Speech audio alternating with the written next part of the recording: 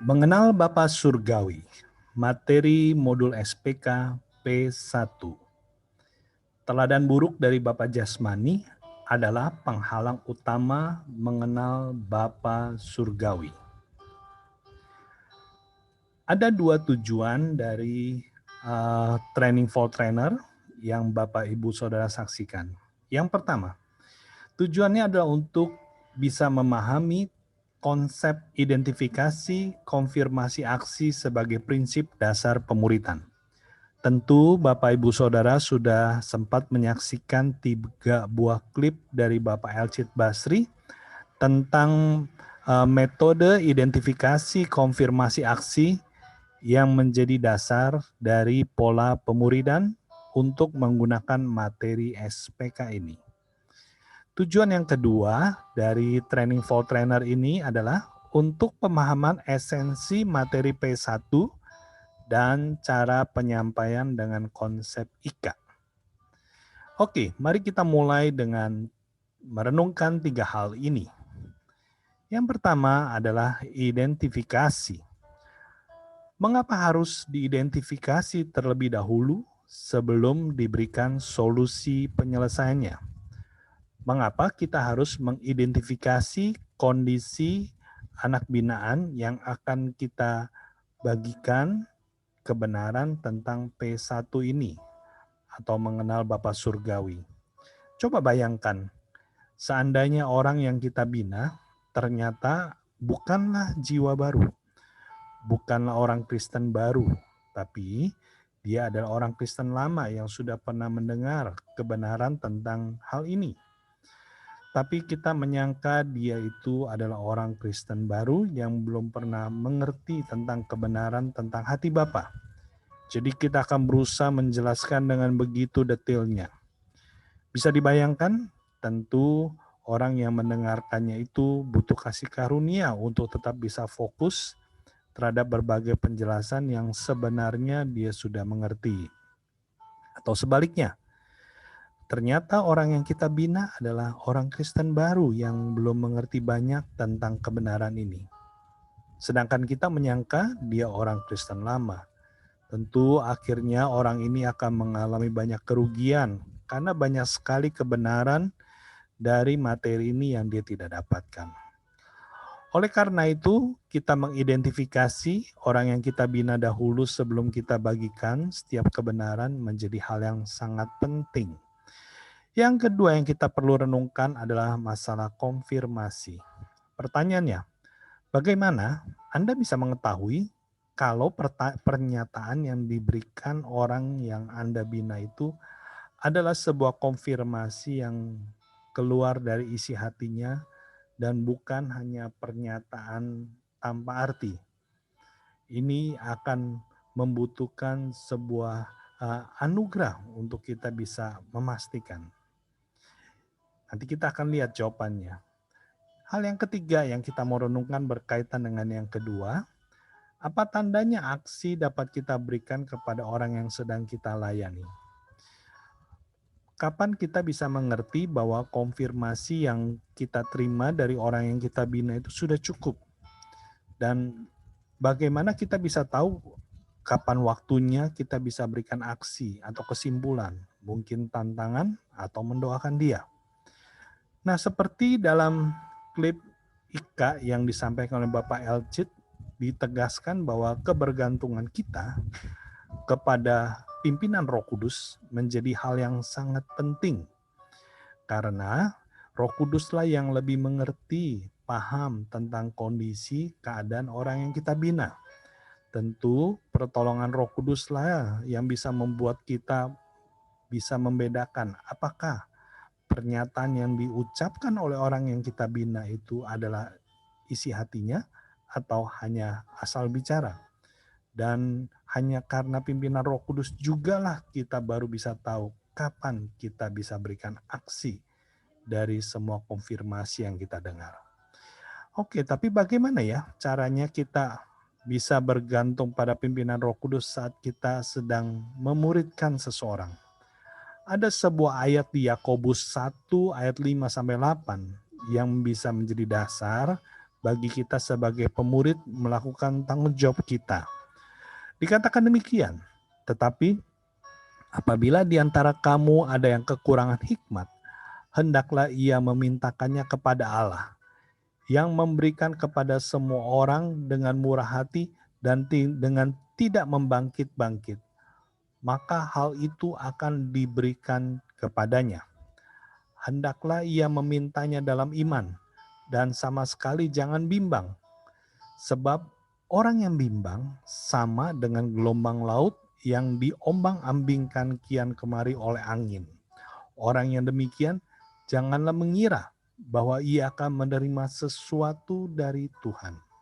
Sebab orang yang mendua hati tidak akan tenang dalam hidupnya. Nah, Bapak Ibu Saudara sekalian, dalam ayat ini dijelaskan bagaimana kalau kita saat hendak membina, memuridkan seseorang, kita itu habis akal. Kita tidak tahu bagaimana caranya, kita bisa mengerti apa yang diucapkan itu benar atau tidak, dan kita juga kadang-kadang sulit untuk menentukan kapan waktunya kita bisa memberikan kesimpulan. Jangan lupa ayat ini, kita bisa minta hikmat daripada Tuhan. Bukankah ada ayat mengatakan demikian? Jika kita minta roti kepada Allah Bapa, masakan Dia akan berikan batu?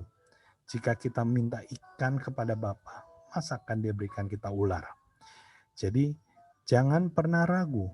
Kita bisa minta hikmat dan melalui Roh Kudus kita pasti akan menemukan hikmat di dalam hati dan pikiran kita. Masalahnya hanya satu, yaitu apakah kita cukup percaya bahwa Roh Kudus sanggup berbicara dalam hati dan pikiran kita. Seperti ayat ini katakan bahwa masalahnya jangan pernah bimbang. Percaya. Dengan percaya kita bisa membina orang yang Tuhan percayakan untuk mengalami kebenaran yang ini.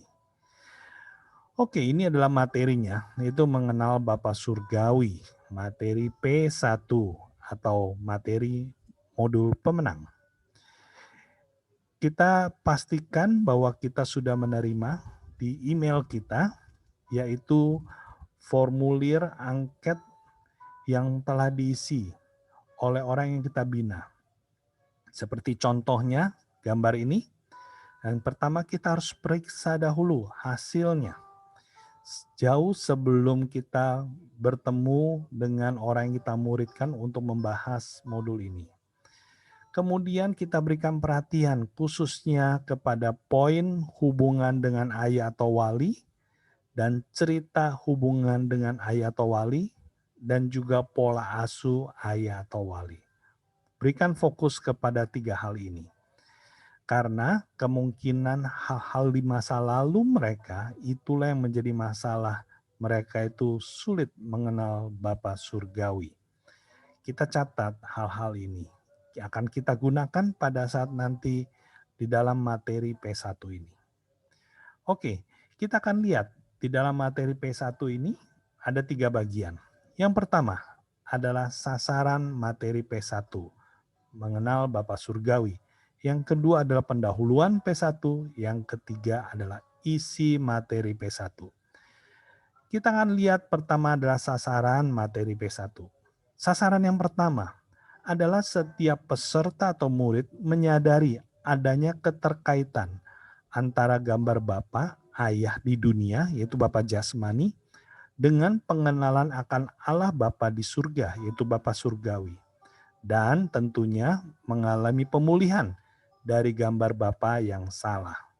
Oleh karena itu, SPK ini didesain sedemikian rupa bukan berbentuk sebuah program seperti di kelas yang rutin, tapi dibikin secara per modul supaya Bapak Ibu Saudara, jikalau dalam 1 kali pertemuan orang yang kita bina masih belum bisa mengalami pemulihan dari gambar Bapa yang salah itu, dia masih membutuhkan pertemuan kedua atau ketiga, kita bisa lakukan demi tujuan sasaran tercapai. Sasaran yang kedua dari materi ini adalah peserta atau murid mengerti dan menyadari tentang prinsip KIPO. Nanti akan kita sama-sama mengerti dari materi ini, yang dinyatakan oleh Bapa Surgawi bagi kehidupannya. Jadi ada dua sasaran ini yang kita mau capai melalui materi P1. Kita sekarang masuk kepada pendahuluan. Bapak Ibu Saudara tentu sudah mendapatkan materi handout format PDF dari link yang Bapak Ibu Saudara sudah dapatkan, ya, bisa diunduh, dan juga pastikan orang yang Bapak Ibu Saudara bina pun juga sudah mendapatkannya. Di dalam pendahuluan P1, di dalam handout itu ada sebuah gambar yang sebenarnya ini juga sudah kita saksikan di dalam modul selamat atau modul S. Kita pertama mengajak orang yang kita bina melihat gambar ini dan kita lakukan identifikasi dengan kita memberikan pertanyaan kepada orang yang kita bina. Seperti apa ya kehidupan anak Allah yang tidak punya persekutuan yang indah dengan Allah sebagai Bapaknya? Biarkan orang yang kita bina itu menjawabnya. Apa yang menjadi kesulitannya kalau nggak punya persekutuan yang intim, yang indah dengan Allah sebagai Bapaknya, walaupun dia Kristen. Dan kemudian setelah dia menjawab gagasan dia, kita konfirmasi dengan cara kita tanya, pernah gak kamu ngalaminya? Ya, ini konfirmasi terhadap apa yang dialami. Biarkan dia bercerita, dari situ kita sebagai pemurid akan tahu kondisi dari orang yang kita bina. Kemudian aksinya adalah kita memberikan sebuah kesimpulan dari kebenaran, bahwa pada saat kita menjadi anak Allah, kita sudah menerima anugerah untuk kita bisa bersekutu dengan Allah sebagai Bapa. Nah, kemudian kita lebih tajam lagi. Kita masuk ke masalah persekutuan antara anak dengan Bapa. Kita berikan pertanyaan demikian. Apa yang paling perlu dimiliki seorang anak supaya bisa memiliki persekutuan yang intim dengan ayahnya yang mengasihi dia? Biarkan dia menjawabnya. Apakah waktu ataukah hal yang lain ya? Yang pada intinya kita akan bawa dia lagi untuk lebih tajam dengan pertanyaan yang kedua. Menurut kamu, apa sih keraguan seorang anak terhadap kasih kepada kasih ayahnya itu bisa ganggu gak persekutuan antara anak sama ayah? Kalau seorang anak meragukan kasih bapaknya kepada dirinya. Tentu jawabannya iya. Nah, dari situlah kita akan masuk kepada konfirmasi. Jadi, berita seperti apa yang bisa menimbulkan keraguan bagi anak tersebut? Sehingga anak itu meragukan kasih bapaknya kepada dia. Berita yang tentang seperti apa? Dan tentu jawabannya ada berita-berita palsu atau berita hoax tentang kondisi bapaknya yang membuat akhirnya anak itu jadi ragu terhadap kasih dari bapaknya. Dari situlah kita akan berikan aksi yaitu kesimpulan. Nah, seperti itulah teladan buruk bapa jasmani kita di dunia yang tanpa kita sadari membuat kita ragu akan kasih Bapa surgawi. Nah, kita masuk kepada ayat yang berikutnya dalam pendahuluan di dalam handout Bapak Ibu Saudara itu di Maleakhi 4 ayat 5. Kita ajak membaca bersama-sama ayat ini, kemudian kita tanyakan pertanyaan. Apakah pemulihan gambar diri Bapa dalam diri seorang anak itu begitu pentingnya bagi kesejahteraan hidup di bumi menurut ayat ini? Kalau dia memperhatikan ayat ini, tentu dia akan jawab, iya sangat penting karena di situ sangat ditulis jelas bahwa ia akan membuat hati bapak-bapak berbalik kepada anak-anaknya dan hati anak-anak kepada bapak-bapaknya supaya jangan aku datang memukul bumi sehingga musnah. Jadi ternyata Allah itu akan menghukum bumi kalau hati Bapa, gambar Bapa itu tidak kembali menjadi benar dalam diri anak-anak mereka. Nah, kita akan konfirmasi. Ya. Dari sini di dalam handout ada tulisan pengalaman trauma dan pola dosa dari latar belakang keluarga yang buruk akan berdampak turun-temurun seperti kutukan. Karena kita sebagai anak bila belum mengalami pemulihan justru akan melakukan hal yang sama, bahkan menurunkan hal tersebut kepada anak-anak kita dan seterusnya. Nah, di sini kita mau pastikan bahwa dia paham tentang kebenaran ini.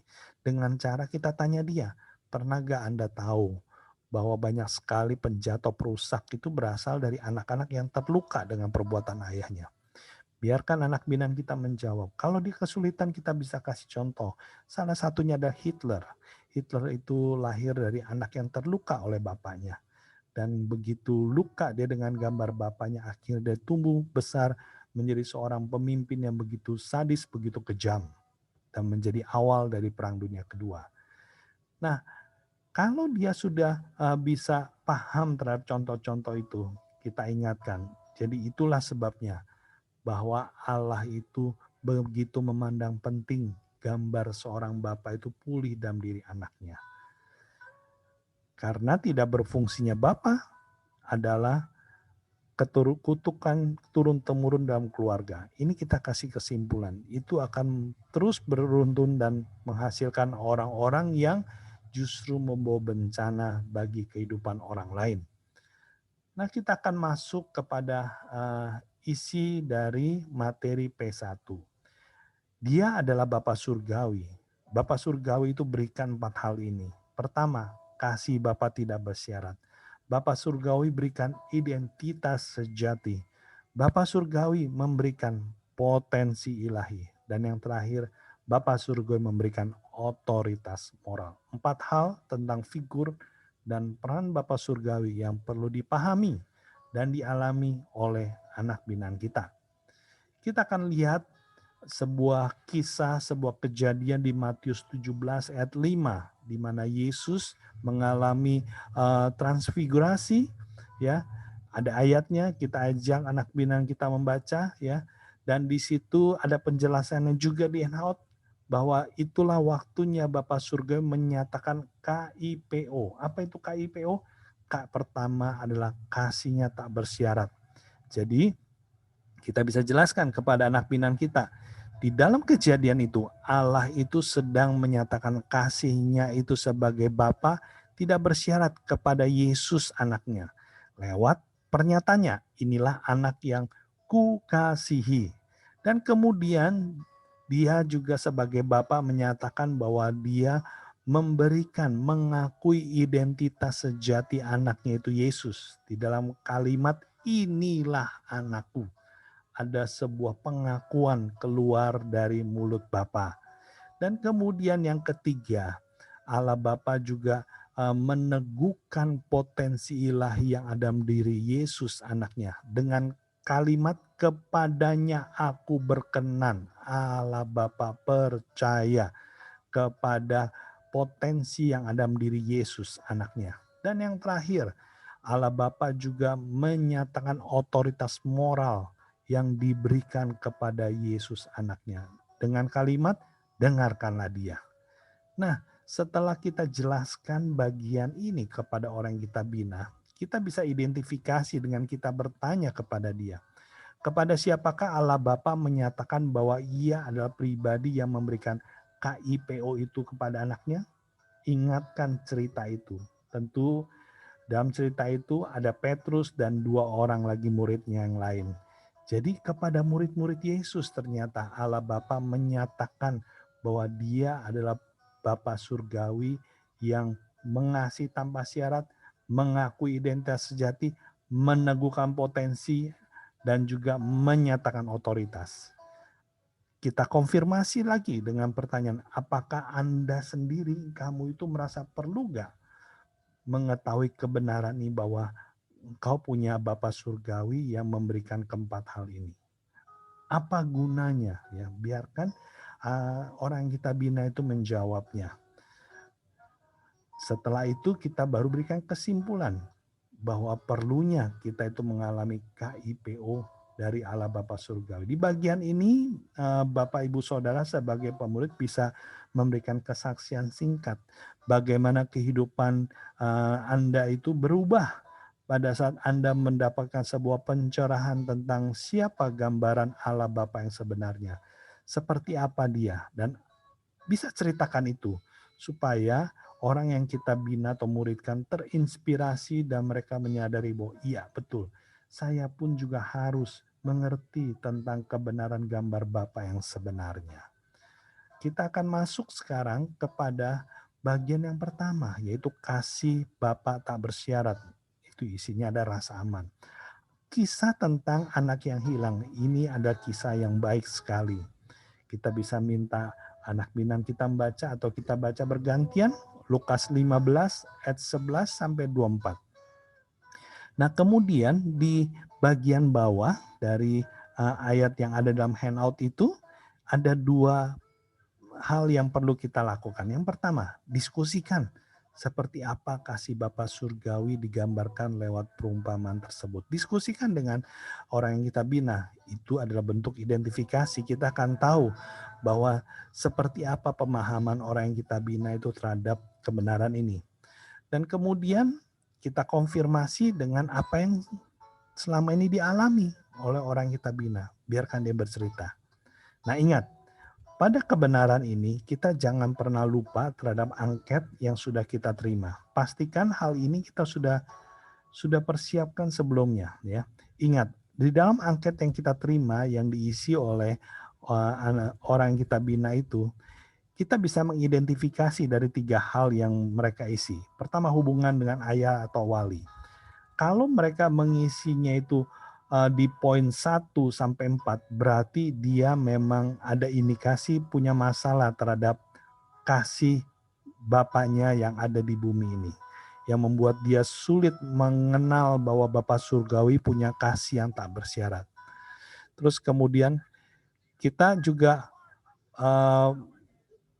masuk kepada poin yang kedua, yaitu cerita tentang hubungan dengan ayah dan wali, ya. Dan di sini kalau di dalam cerita yang dia tulis, di dalam angket tersebut mengisahkan tentang ayah yang pilih kasih, sulit mendapatkan pengampunan, dan tidak ada atau susah ada perkataan maaf dari ayahnya. Ini indikasi bahwa ayahnya yang ada di bumi ini, itu ayah yang punya kasihnya itu bersyarat. Dan itulah yang membuat dia sulit mengenal Allah sebagai Bapa Surgawi yang kasihnya tidak bersyarat. Kita harus catat ini. Dan kita lihat pada pilihan pola asuh ayah yang dia pilih di dalam angket tersebut.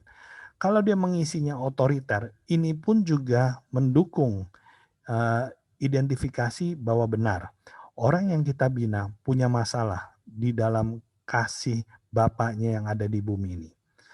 Kalau salah satu atau ketiga-tiganya atau 2 dari poin ini menunjukkan hal seperti ini, artinya setelah kita tadi diskusi, kita bisa minta orang yang kita bina itu menceritakan lebih detail hubungan dia dengan ayahnya. Biarkan dia bercerita.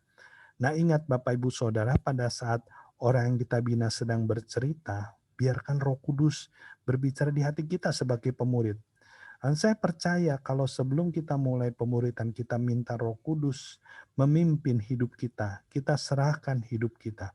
Saya percaya Roh Kudus akan berbicara di dalam pikiran atau hati kita. Pada saat orang yang kita bina, mereka sedang bercerita tentang pengalaman yang tidak baik, yang melukai hatinya karena dia punya ayah yang kasihnya bersyarat, yang pilih kasih pada saat dia bercerita. Dan kalau Roh Kudus ingatkan sesuatu bahwa ada hal yang pahit di dalam diri orang kita bina, kita bisa minta dia bercerita dengan lebih detail. Bahkan kita bisa minta dia coba ceritakan peristiwa yang paling membuat engkau itu kecewa terhadap ayahmu. Karena ayahmu tuh mengasihi engkau itu dengan syarat membeda-bedakan. Biarkan dia bercerita hal itu. Nah, setelah dia bercerita tentang kondisi yang paling pahit yang pernah dialami dengan ayahnya, disitulah bagian kita melakukan aksi, yaitu kita ajak dia berdoa. Kita ingatkan dia bahwa Allah Bapa bisa masuk kepada masa lalu kita. Dan biarkan kita ajak dia berdoa, mengingat kejadian yang paling pahit itu. Dan kita berdoa supaya dia bisa melihat bahwa ada Allah Bapa yang mengasihi dia. Yang mengasihinya tanpa syarat pada saat dia sedang membutuhkan mungkin di masa kecilnya. Jadi kita doakan. Inilah waktunya kita belajar, yaitu waiting prayer. Kita berdoa sambil menunggu. Kita biarkan Roh Kudus bekerja di dalam diri orang yang kita bina itu, Biarkan Roh Kudus yang memunculkan gambar Allah Bapa di masa-masa yang paling pahit, yang paling kelam yang pernah dialami oleh orang yang kita muridkan. Nah, di situ kita akan bisa tanya kepada dia, apa yang kamu lihat? Apa yang kamu rasakan? Apakah kamu melihat ada Allah Bapa di sana? Nah, kalau orang yang kita bina dia itu mulai melihat ada Allah atau merasakan tenang, hangat, damai. Nah, kita bisa konfirmasi, Bu, itulah bukti bahwa ada Allah yang tidak pernah meninggalkan kamu sekalipun dulu kamu belum menerima Yesus sebagai Tuhan. Biarkan dia itu menyatakan kasihnya. Biarkan Allah Roh Kudus akan menjamah orang kita bina. Nah, sampai akhirnya dia mengalami dan dia tahu bahwa dia tidak pernah sendiri karena ada Allah yang mengasihi dia tanpa syarat. Dari situ kita bawa dia, kita ajak dia untuk coba kamu mengampuni ayah kamu yang mengasihinya dengan syarat yang melukai hati kamu. Biarkan dia membayangkan wajah ayahnya yang ada di depannya. Dan biarkan dia mengucapkan pengampunan secara detil. Lepaskan pengampunan tentang ayah yang tidak mengasihi dia, yang membeda-bedakan. Biarkan dia bicara, tuntun dia dalam doa. Nah, setelah selesai, ajaklah dia untuk mulai memberkati ayah jasmaninya.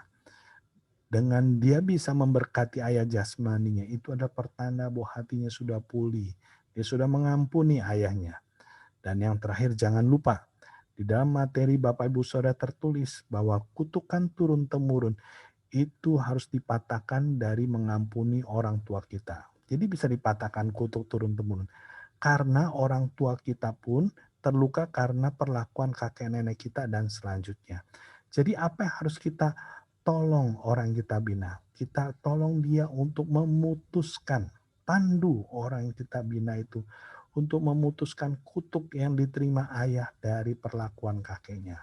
Kita pandu, kita katakan dalam nama Yesus, biar diikuti doa kita dalam nama Yesus. Hari ini saya putuskan kutuk turun-temurun yang mengikat ayah saya dari orang tuanya, dari perlakuan orang tuanya. Karena orang tuanya juga memperlakukan ayah saya dengan tidak mengasihi dan juga memilih kasih sehingga ayah saya pun melakukan pada saya. Tapi hari ini saya putuskan kutuk itu dalam nama Yesus. Nah, doa seperti itu akan sanggup memutuskan kutuk turun-temurun karena perlakuan kakek nenek, orang tua ayah kita kepada dia. Ini adalah bagian dari K yang pertama. Kemudian kita mau lihat ya, untuk bagian yang kedua yaitu identitas sejati. Jadi Bapak Ibu Saudara, kalau memang orang yang kita bina itu ternyata itu uh, punya penilaian memang arahnya mereka memiliki ayah yang kasihnya bersyarat, kita bisa melayani cukup panjang di bagian yang pertama. Tapi mungkin orang yang kita bina itu tidak ada masalah di dalam soal um, kasih orang tuanya ya. Tidak ada hal-hal yang diceritakan yang punya kepahitan dia karena ayahnya kurang mengasihi dia. Berarti bagian pertama kita cukup menjelaskan saja, ya tidak perlu sampai melayani terlalu panjang karena dia tidak punya masalah di sana. Kita masuk di poin yang kedua, identitas sejati.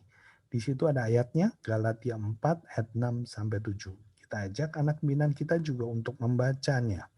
Dan kemudian ada poin pertama itu identifikasi. Nah, kita bisa tanyakan kepada dia, siapakah identitas Anda menurut ayat ini? Galatia 4 ayat 7.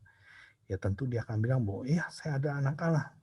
Nah dari situ kita akan ingatkan kembali materi identitas sejati di materi S selamat.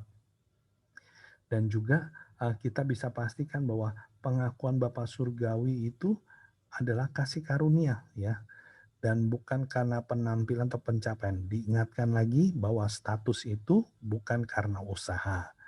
Nah, kemudian itulah yang kita lakukan identifikasi dengan kita menjelaskan.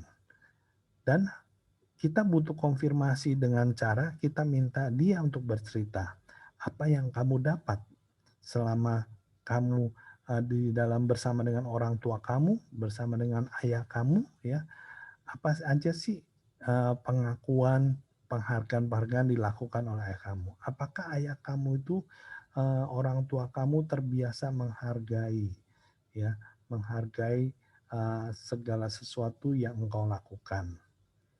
Nah, jangan lupa tentang angket yang kita terima dari anak binaan kita, ya. Jadi, kalau angket dari anak binaan kita itu hubungan dengan ayah dan wali itu poinnya itu 1 sampai 4, dan di dalam cerita hubungan dengan ayah wali, mereka ada menceritakan tentang ayahnya yang jarang mengakui keberadaan sebagai anaknya, ya. Bahkan ada mungkin orang tua yang minta anaknya jangan sebut dia sebagai ayah, ya, mungkin seperti itu. Atau orang tua yang sebenarnya menghendaki dia lahir menjadi wanita, ya, lahir sebagai wanita tapi dia adalah menjadi pria. Itu artinya dia itu ditolak identitasnya. Nah, kalau dia ada menulis seperti itu di dalam angketnya, ya, atau dia juga tulis bahwa ayah itu jarang melakukan afirmasi. Afirmasi itu adalah bentuk pengakuan, ya. Ayahnya itu jarang mengakui keberadaan dia di antara depan orang lain, ya. Nah, ini berarti kita perlu catat, ini ada poin bahwa kemungkinan besar orang yang kita bina punya masalah di dalam ayahnya mengakui identitas dia. Nah, di dalam pola asuh ayah, dia kalau memilih sebagai ayah dengan pola asuh pembiaran, ini akan menunjang identifikasi yang kita dapat tentang pribadi orang yang kita bina. Kalau ada 1 atau 2 bahkan 3 poin ini itu kurang lebih sama seperti dalam tampilan ini, artinya kita bisa minta orang yang kita bina menceritakan dengan lebih detail hubungan dia dengan ayahnya.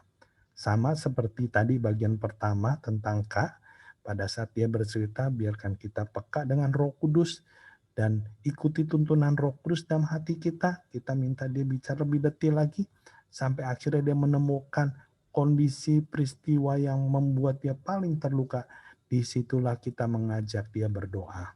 Kita doakan dia supaya dia itu bisa mengalami dalam kondisi yang paling buruk itu bahwa Bapa itu selalu menerima dia. Mungkin ayahnya tidak menerima dia, tapi biarkan dia itu tahu bahwa di sana ada Allah Bapa, dan Allah Bapa yang selalu mengakui dia sebagai anaknya yang dikasihi.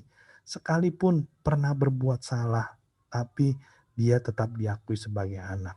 Nah, kita doakan anak binaan kita supaya dia mengalami itu di masa-masa yang kelam yang pernah dia alami. Nah, setelah dia mengalami itu, ya, ingat doa menunggu, ya. Kita berdoa, biarkan Roh Kudus bekerja, kita tanya apa yang dialami, ya. Kalau belum kita doakan lagi dan biarkan dia itu bisa menceritakan apa yang dialami sedikit demi sedikit, dan kita pasti akan melihat bahwa dia akan melihat Allah di dalam momen masa yang kelam itu. Setelah selesai bagian ini jangan lupa kita ajak dia untuk mengampuni perbuatan jasmaninya yang melukai hatinya. Ajak dia untuk menirukan doa yang kita ucapkan. Dan setelah dia melepaskan pengampunan, ajak dia untuk memberkati ayah jasmaninya. Dan jangan lupa bagian terakhir, kita harus membawa dia untuk memutuskan kutuk keturunan. Mungkin ayahnya itu mengalami, ya, perlakuan yang sama juga dari kakeknya, yaitu kakeknya itu tidak pernah mengakui dia sebagai anaknya, sehingga dia melakukan hal yang sama kepada dia, ya. Jadi kita pandu dia untuk memutuskan kutuk itu. Oke, ini adalah bagian kedua. Jadi kalau orang yang kita bina ternyata tidak masalah di bagian yang pertama, dia tidak masalah terhadap kasih yang diberikan oleh orang tuanya dari ayahnya, tapi dia bermasalah pada saat masalah orang tuanya, ayahnya tidak pernah melakukan penghargaan, tidak pernah mengakui dia sebagai anaknya, jarang sekali. Nah, kita akan banyak masuk melayani bagian yang kedua P ini. Tapi kalau ke satu dan kedua ternyata tidak, kita akan masuk ke bagian yang ketiga, yaitu potensi ilahi. Itu ayatnya di Efesus 2 ayat 10. Jadi kita ajak dia baca ayat ini dan kemudian lihat ada dua hal yang perlu dilakukan setelah ayat yang dibaca di dalam handout Bapak Ibu Saudara. Jadi kita ajak dia diskusi ya, bagaimana proses Tuhan menciptakan kita itu secara unik dan itu adalah bagian dari identifikasi karena kita akan bisa tahu apakah orang yang kita bina itu bisa menyadari bahwa sebenarnya ada potensi Allah di dalam hidupnya. Dan kemudian kita pastikan konfirmasinya dengan kita bertanya kepada dia, apakah orang tuanya, ayahnya itu, ya itu sering membantu dia untuk menemukan potensinya, ya, atau sebaliknya malah justru banyak meremehkan atau membanding-bandingkan. Ingat, jangan lupa kepada angket yang kita dapatkan dari angket yang dia isi. Kalau misalnya di dalam hubungan dengan ayah dan wali, dia itu nilainya antara 1 dan 4, dan di dalam bagian cerita hubungan dengan ayah atau wali, dia banyak menuliskan tentang ayah yang jarang memberikan pujian, sulit percaya sama dia, selalu negatif dan penuh dengan kritik. Dan juga pola asuh yang dia tulis tentang pola asuh ayah itu pola asuh yang otoriter atau yang pembiaran. Dua pola asuh ini akan mendukung ayah yang uh, tidak bisa memberikan pujian, yang kurang bisa menghargai potensi yang dimiliki oleh anaknya. Jadi kalau ada 1, 2 atau ketiga-tiganya isinya seperti ini, kita bisa masuk kepada konfirmasi, yaitu kita minta orang kita bina menceritakan lebih detail tentang hubungan dia dengan ayahnya. Biarkan dia bercerita seperti proses yang pertama dan kedua, saat Roh Kudus menuntun kita, membawa dia akhirnya bisa menceritakan hal yang paling pahit, ya paling suram dari kondisi perlakuan ayahnya. Kita pandu dia berdoa untuk bisa mengalami bahwa Allah Bapa itu selalu percaya akan potensi ilahi dalam dirinya dan tidak pernah meragukan. Dan kalau dia sudah mengalami bahwa kebenaran bahwa ada Allah yang Bapa Surgawi yang tidak pernah meremehkan dia, yang selalu menghargai usaha-usaha yang dia lakukan, baru kita ajak dia untuk mengampuni perbuatan ayat jasmaninya. Seperti poin yang sebelumnya, kita ajak dia berdoa, kita pandu. Setelah selesai itu, kita ajak dia untuk memberkati ayat jasmaninya.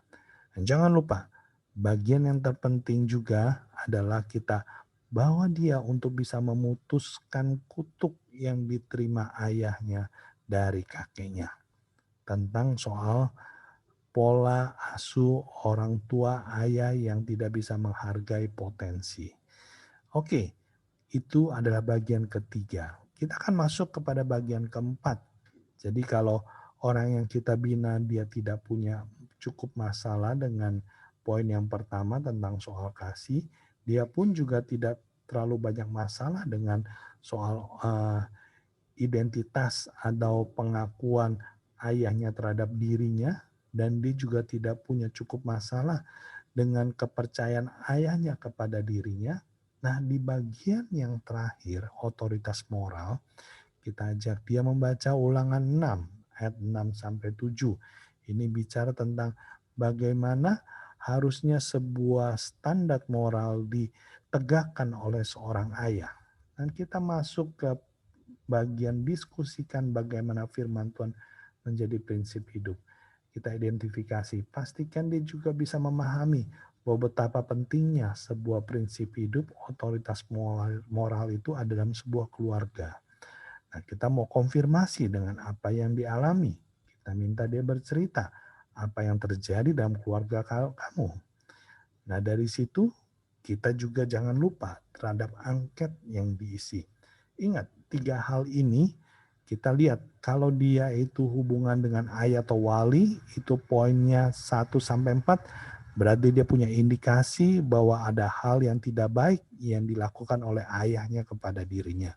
Dan kita lihat apa yang ditulis tentang cerita hubungan dengan ayah atau walinya. Kalau dia menulis tentang ayah yang selalu ingkar janji, nggak ada integritas sebagai seorang ayah. bilang A tapi dilakukan B. Bisanya melarang tapi dia sendiri melanggar.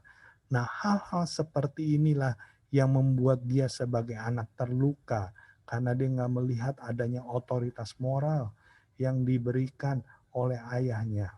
Ayahnya tidak jadi teladan. Dan kita mau lihat pola asuh ayah yang otoriter atau pembiaran atau memanjakan, tiga pola asuh ini bisa berindikasi membawa seorang ayah itu dia tidak memiliki otoritas moral. Dia tidak hidup dalam integritas. Jadi kalau ada satu, dua, atau tiga dari poin yang diisi oleh anak pinang kita itu serupa dengan apa yang ditampilkan ini, kita bisa masuk seperti yang lain, yaitu kita minta dia bercerita tentang hubungan dia dengan ayahnya. Ingat, kita harus peka oleh pimpinan Roh Kudus, biarkan anak pinang kita bercerita, biarkan Roh Kudus mengingatkan kita kapan kita minta anak pinang kita berhenti untuk melanjutkan lebih fokus pada ceritanya, dan akhirnya kita akan bisa membawa orang yang kita bina untuk bisa mengungkapkan hal yang paling pahit yang pernah dia lihat. Mungkin dia pernah melihat ayahnya itu selingkuh, ya. Ayah selingkuh itu adalah sebuah eh, pengalaman paling buruk bahwa ayahnya tidak menjadi teladan, tidak bisa memberikan otoritas moral. Disitulah hal yang paling buruk itu yang kita perlu doakan. Itu aksi ya. Jadi kalau kita sudah dapat kondisi peristiwa yang paling buruk, ingat kita ajak dia berdoa supaya dia bisa menyadari di masa itu ada Allah sebagai Bapa yang tetap menyertai dia. Dia nggak pernah ingkar janji. Dia selalu lakukan semua yang diucapkannya. Kita berdoa, kita bawa supaya orang kita bina pun juga mengalaminya. Sehingga dia bisa sadar. Nah, kalau dia udah sadar, baru kita bawa dia untuk mengampuni perbuatan aib jasmaninya, dan kita minta dia untuk memberkati aib jasmaninya. Dan yang terakhir, jangan lupa kita pandu orang yang kita bina itu untuk bisa memutuskan kutuk yang diterima ayah dari kakeknya. Jadi ini 4 hal, yaitu kasih yang tak bersyarat, identitas yang sejati, potensi ilahi, dan otoritas moral. Itulah 4 hal yang kita perlu identifikasi dari orang yang kita bina supaya mereka itu bisa melihat, mengenal Allah sebagai Bapa Surgawi secara utuh. Nah, bagaimana tindak lanjutnya? Kita akan mendorong supaya orang kita bina melakukan aksi mandiri, yaitu khususnya bagi orang tua yang masih hidup, harus dilanjutkan dengan proses rekonsiliasi atau pemberesan. Jadi, biarkan orang kita bina itu berdoa dan menentukan apa yang mau dia lakukan untuk membereskan kekecewaannya, membereskan sikap hatinya yang selama ini tidak baik kepada orang tuanya. Nah, kita harus ingatkan sekalipun memang yang salah adalah orang tua kita, ayah kita, tapi kita sebagai anak yang sudah mengerti kebenaran, ada hal yang kita harus bereskan, yaitu mungkin tanpa disadari kita menjadi tidak hormat, kita jadi berlaku kasar. Itu yang harus dibereskan. Kita harus minta maaf, kita harus minta ampun, dan kita bisa doakan. Biarkan orang kita bina membuat komitmen apa yang harus dilakukan. Jangan lupa ini adalah ayat hafalannya, Matius 17 ayat 5. Dan tiba-tiba sedang ia berkata-kata, turunlah awan yang terang menaungi mereka, dan dari dalam awan itu terdengarlah suara yang berkata, inilah anak yang kukasihi, kepadanya lah aku berkenan, dengarkanlah dia. Nah, jangan lupa Bapak Ibu Saudara, ada renungan harian yang bisa didapat dari PDF, ada linknya, dan kirimkanlah bahan renungan ini kepada orang yang kita bina, karena ini isinya ada 7 hari renungan yang akan menolong dia untuk lebih memahami materi ini. Jika masih ada pertanyaan, bisa mengikuti klinik SPK secara Zoom live bersama tim pengajaran Abalov KTC JGC untuk modul P1 ini. Cara bagaimana? Silakan langsung klik di bit.ly/klinik SPK, dan ini semua gratis. Jadi dalam klinik SPK, Bapak Ibu Saudara bisa bertanya hal-hal yang masih membuat bingung, belum siap untuk membagikan materi ini. Nanti di dalam klinik SPK ini Bapak Ibu Saudara punya kesempatan untuk menanyakan langsung. Selamat melayani dan mari kita memuridkan jiwa-jiwa untuk kemuliaan Kristus.